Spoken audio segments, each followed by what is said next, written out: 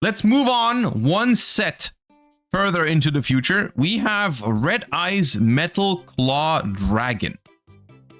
Alliance Insight card. Level 7 with Red Eyes stats, 24-2000, Dark Dragon effect monster. You can only use the first and second effect of this card's name each once per turn. You can send one of your set cards to the graveyard, special summon this card from your hand. If this card is... King Boo, thank you for the 30 months. If this card is normal or special summon and you have max Metal Morph on your field or in your graveyard, you can add a Metal Morph trap from your deck or graveyard to your hand. You can activate Metal Morph traps the turn they are set. I think the only reason why this card is interesting to me is because Metal Morph already has a bunch of synergies with Red Eyes. The Metal Morph archetype, like randomly, one of its best cards is this guy. The Red Eyes Black Full Metal Dragon, which was in Rage of the Abyss. Because this is the one where if you tribute a dragon for max Metal Morph, you can summon it out and it's like an Omni Negate. And it also just like if you summon it with max Metal Morph, it becomes like untargetable. And this card has seen play in like Bestial decks. Because those cards being a Red Eyes card also makes it so that you can like summon them with Red Eyes, whatever the baby is called. I always forget. Red Eyes, it's not Red Eyes Baby Dragon. It's just Black Metal Dragon, I think. Right? Yeah, Black Metal Dragon. Being able, like, in Metal Morph, in the TCG, if you drawing this card actually goes kind of hard. Because you like summon it, you link one, you search Red Eyes Darkness Metal Dragon, you summon this out from the graveyard again with Red Eyes Darkness Metal Dragon, then you link it off, you search Red Eyes Black Full Metal Dragon, and that sets up a Omni Negate on your opponent's turn. Like, drawing this card is actually really good. It's like, this one card is like Seals plus an Omni Negate in these sort of Bestial control decks. And you could, if you have more combo potential, you could even Pisty it later to get another search, yeah. So this being a Red Eyes card, I feel like would matter. I don't hate it. The problem with this entire concept is that I feel like you don't have enough access to this card. I think if they ever make a card for Red Eyes that gives you better access to Black Metal Dragon, I think that's when Red Eyes could become a meta relevant deck. Because I think, and I think it's not even close, I think Black Metal Dragon is the best Red Eyes card in modern Yu-Gi-Oh! Simply because it's like the normal summon of the deck and the non-once per turn searcher that you can reuse a couple of times. If you have access to this card consistently, it'd be really, really, really, really broken. So if they ever give Red Eyes, like, because they keep giving Red Eyes more search targets for Black Metal Dragon, but they don't give them more ways to access Black Metal Dragon, is the thing. So yeah, this is what this is. It's just another little search target for Black Metal Dragon. But yeah, it's, yeah. All right.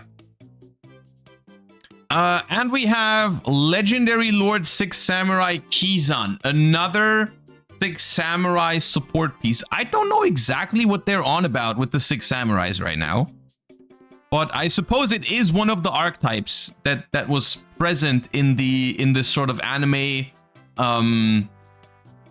trailer, right? So 6 Samurai was one of them. It feels like most of the decks in that trailer get just a lot of support in 2025.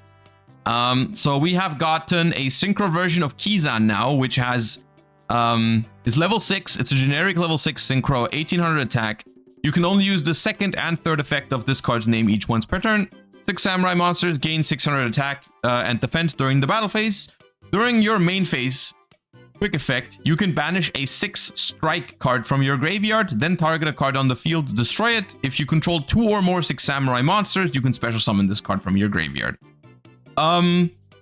Seems like a good card.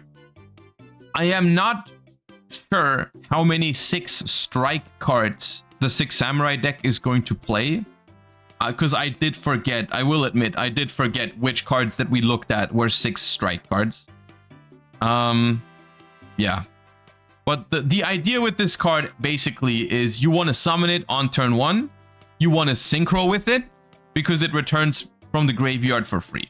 So it's like a synchro climbing tool, which isn't bad. But it's also nothing crazy. It just adds a pop to your end board, basically, if you keep it around. Right? That's what this does. I'm not sure exactly if that's good or not for 6 samurai. The pop is always live. That'd be an interesting concept or context to know, rather.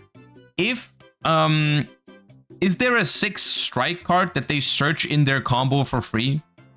Is that something is that the case? Like when you have when you do a normal 6 samurai combo, will you always have a 6 strike in your graveyard? Yes. Okay. That makes this card significantly better. Because then it basically always adds a pop to your end board, which is neat. Nothing crazy, but neat. Yeah. Well, I'm sure it's welcome support for 6 samurai, but I'm not sure if it fixes the problems that the deck had beforehand. Like if any of you guys have been trying to make 6 samurais work with the new support, because I haven't yet. But if you did, I'd be interested to hear whether what you thought the problem was. Like, is the problem consistency? Is the problem the power of the end board? Like, what's the issue? Like, why has 6 samurai, even with the new support, not seen any play? Like, is it because it needs more power at the end board?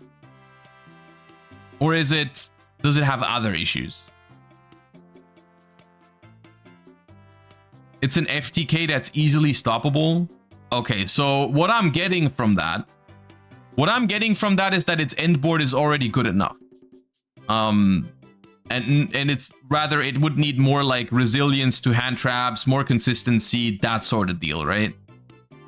So that this does not feel like it solves any of the problems that 6 samurai has, even though it is a good card, right? That's what I would interpret into that. But once again, take that with a grain of salt, because I haven't really tried to make 6 samurais work with the new cards.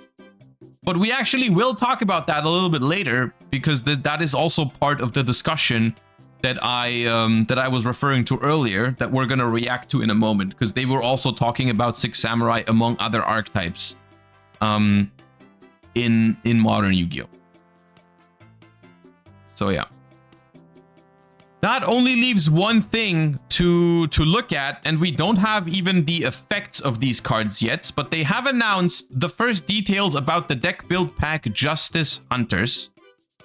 We've got 3 new archetypes where we only have 1 artwork each, and we know roughly what they're trying to do. We have the first archetype, which is Dragon Tail.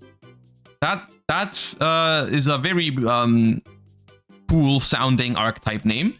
And the first card that they've shown for this is Dragon Tail Altharion. And supposedly, they haven't announced the effect of this card yet even, but it is a fusion monster archetype. Fusion monsters that wield the power of dragon magic is what this is supposed to be. So we're getting a dragon themed fusion archetype in the next deck build pack. We have Yummy. Yummy is the other theme. The other archetype is called Yummy, and they've shown us Cupsith Yummy Way.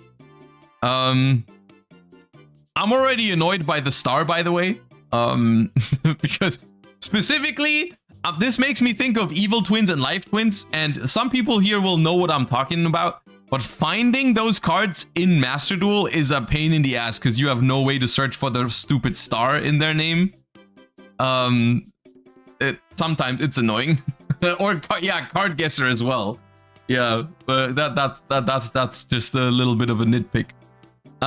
So this is the archetype's called Yummy, and they are synchro monsters that catch cute and quirky little guys. who are the sweetest treats imaginable that are light beasts. This is in some shape or form interesting because this makes me think it has something to do. I mean, it's a synchro based archetype, and it also has something to do with light beasts, which if you remembered, that was also a bunch of the ancient fairy dragon support stuff was also light beast and synchro themed. And that's interesting because those cards were already not bad.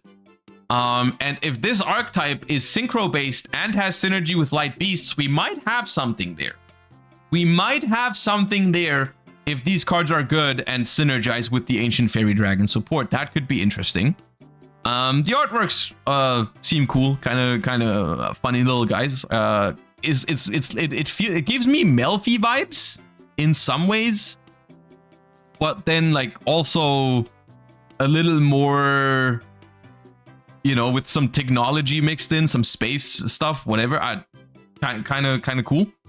And then we have K9. K9, where they've announced K9 17 Ripper. Xyz monsters that strike down evil and villainy that spreads in the darkest shadows. All right. I suppose we just can't go one of these deck build packs without some sort of a waifu archetype, I guess. Remains to be seen whether these are good or not. Yeah.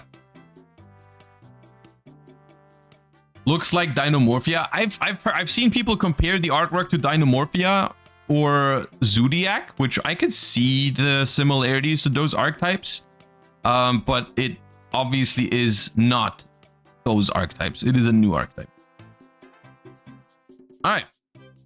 And that is the details we have about the new deck build pack Justice Hunters, which is about to release in the OCG in probably a couple of weeks. I don't know the exact date, but yeah.